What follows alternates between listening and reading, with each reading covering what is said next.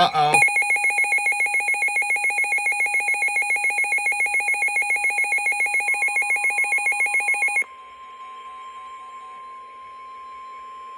The National Weather Service in Maine has issued a severe thunderstorm warning for south central York County in southwestern Maine, northeastern Rockingham County in southern New Hampshire, southeastern Strafford County in central New Hampshire, until 7:15 p.m.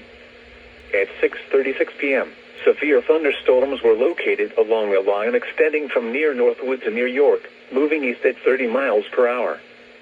Hazard, 60 miles per hour wind gusts and penny-size hail. Source, radar indicated. Impact, expects damage to roofs, siding, and trees.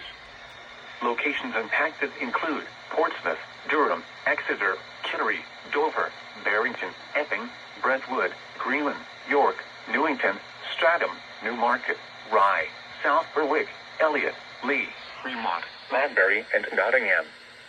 This includes the following highways: Interstate 95 between mile markers 1 and 11.